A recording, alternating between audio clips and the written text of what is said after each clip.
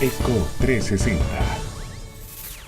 Estamos de vuelta en Eco 360, estamos con Teresita Yanis de Arias, estamos hablando en esta ocasión de la Asamblea. Antes del programa, usted me mencionaba algo que era la segunda vez que yo lo escuchaba en los últimos meses, y es que si realmente a los diputados actuales les quitan las partidas circunstanciales y no les dan ningún recurso, ni ningún bono, ni ninguna ayuda para que repartan absolutamente nada, no les va a quedar otra que hacer lo que dice acá, ¿no? Sobre las funciones de un diputado. Y según lo que usted me dice, y creo que es así, y pienso igual, muchos de los que están allí no están preparados y no saben ser diputados, que es hacer leyes para el país. Mira, el primer año en la Asamblea, para cualquier diputado o diputada, independientemente de la formación académica y la experiencia que tenga, Sí, que eso es un año de aprendizaje, ¿no?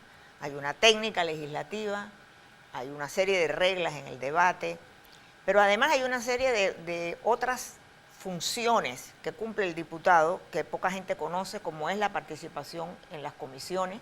Tiene que estar al menos en 2 o 3 comisiones, creo que eso ha ido usted cambiando. tuvo 2 periodos, ¿no? De diputado. Un periodo, los 5 años, y después al final un corto tiempo. Okay. ¿Qué significa que tú llegues al pleno y te encuentres el orden del día, donde allí están 10 proyectos de ley que van a someterse a segundo debate y que tú ni siquiera sabes de qué se trata? Segundo debate ya. Así es. El primer debate se da en la comisión. Correcto. Todos los diputados pueden asistir a la comisión, cualquiera en la que se esté debatiendo un anteproyecto de ley, antes de que se apruebe y vaya al pleno, y puede incluso participar. No puede votar, pero puede participar. Pero los temas son tan variados que ningún diputado puede asistir a todas las comisiones. Yo tuve, durante los años que estuve en la Asamblea, una persona encargada de recorrer todas las comisiones, recogerme todos los proyectos que estaban prohijados, es decir, que ya iban a entrar al primer debate, de manera que yo pudiera ver cuáles eran los que yo quería participar, o porque tenía algo que decir, o porque me quería informar. Una vez que ese texto salía del primer debate para ir al pleno, yo podía tener un cerro de papeles así, de aquellos proyectos que estaban en el orden del día, que venían a discusión, algunos que contenían temas de los cuales yo no tenía mayor experiencia que la que puede tener una persona medianamente culta. Y yo tenía que acudir, si era de medicina, a médicos, a salubristas; si era de agricultura, a personas dedicadas a esas actividades; si era del presupuesto, economistas, porque lo otro era una irresponsabilidad el que tú votaras un proyecto, porque simplemente con ese sistema de pegar sobre la mesa no queda constancia, sí, y por supuesto no se le puede asignar responsabilidad a nadie por un proyecto de ley que a lo mejor es un disparate. En el periodo en que fue presidente de la Asamblea, Laurentino Cortizo, en el acuerdo entre el PRD y el Partido Popular, que fue un acuerdo no de gobernabilidad, ese era el pacto, el pacto Meta, de transformación de la Asamblea. Entre las muchas cosas que allí se hicieron, fue comprar el equipo para que quedara registrada, primero, la asistencia, y segundo, la votación de forma individual, de manera que yo no podía salir a decir, yo me abstuve. ¿Y qué fue lo que pasó? No, yo no voté. Nunca se instaló. Y nunca se instaló porque el proceso que tomó ir haciendo todas las adecuaciones para eso coincidió con la intromisión, que es uno de los, cuando yo te digo que esto no comienza con Ricardo Martinelli, esta para mí, que es una de las más graves, con la intromisión del Ejecutivo en la Asamblea Legislativa para el nombramiento de 2 magistrados de la Corte.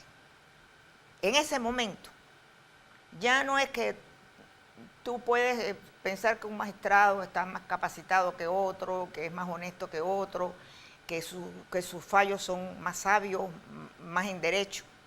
Es que ya ahí se introduce la mano del Ejecutivo, pero además de una manera muy perversa porque fue mediante el soborno. Si a eso tú le añades que las partidas circuitales que comenzaron siendo unas cifras mínimas de muy poca cosa para atender las necesidades que tenían las comunidades inmediatamente después de la invasión, y eran unos pocos miles de dólares, que tampoco creo que debió haberse dado así, pero que tuvo una buena intención en ese momento. Esas partidas circuitales se multiplicaron por 10 o por 15. Y entre el año 94 y el año 99, los diputados de gobierno llegaron a tener hasta $500,000, $300,000 al año en partidas circuitales. De manera que... Esa es una buena referencia para comparar con el hoy, cómo se ha degradado, porque esas cifras son irrisorias al lado de lo que hoy... Bueno, pero es que eso era por año. Claro. Eso era por año, sí, claro. Sí. Al final tú terminabas con que un diputado que pues, tenía muy buena relación con el gobierno podía tener $2 millones en los 5 años.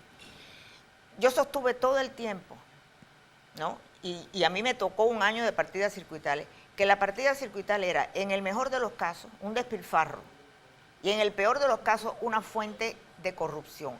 Pero además, a mí me produjo tal desasosiego el manejo de esos fondos, que dicho sea de paso, no es que te los dan, pero que estaban allí para ser utilizados, que para mí eran una carga, porque yo no era una ONG, yo no estaba allí administrando una ONG, yo no estaba allí haciendo labor comunitaria, yo estaba allí... un dolor de cabeza más que... pero un dolor de cabeza de marca mayor, porque tenías que estar seguro de que todo aquello se manejaba cumpliendo con todos los requisitos que exigía la Contraloría, pero además vigilando que todo lo que se compraba pasara por las 3 cotizaciones. Que no metieran un gol, exacto, entre otras cosas. Eso es así. Por eso te decía que lo que aquí está viciado es todo el sistema, ¿no? Y que ir limpiando eso va a tomar tiempo. Y yo felicito la buena intención que yo creo que tiene el presidente Varela de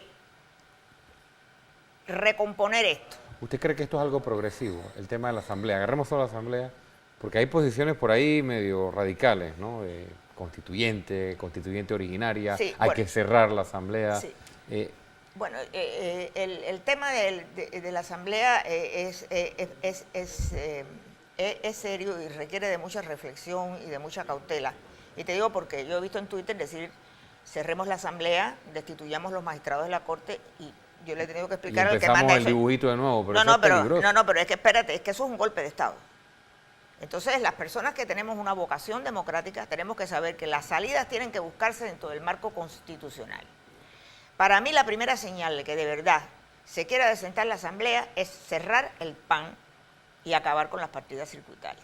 Si eso Punto número 1. Así es. Si eso produce una crisis, eso quiere decir que el pacto que se ha llevado a cabo no es de gobernabilidad, sino de reparto, nuevamente de favores para el clientelismo.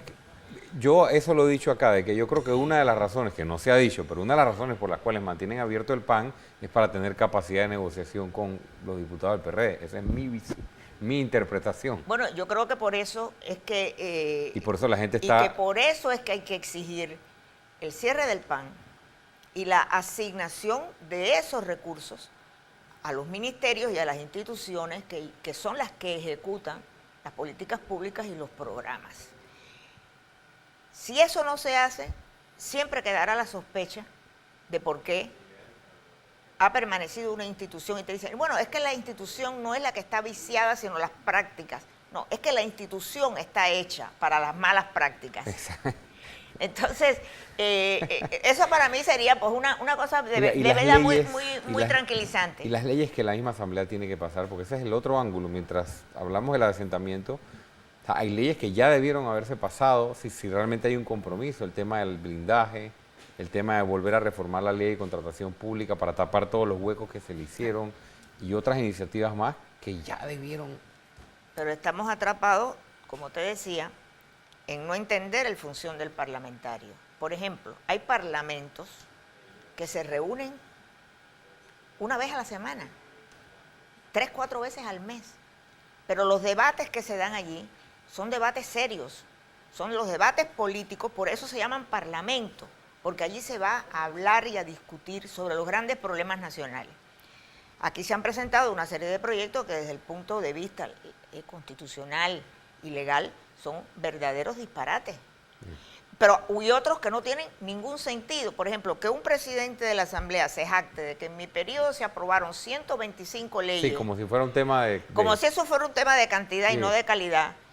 Es una de las, productividad, medidas. creo que le llaman, ¿no? Productividad. Legislativa. Para comenzar, porque se hace por ley, se aprueban por ley una serie de temas que podrían hacerse sencillamente por un decreto ejecutivo que con la misma facilidad que se aprobó se modifica o se deroga sin tener que acudir de nuevo al Pleno de la Asamblea.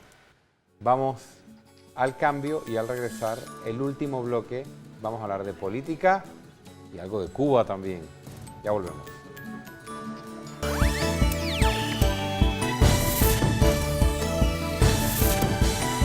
Eco 360.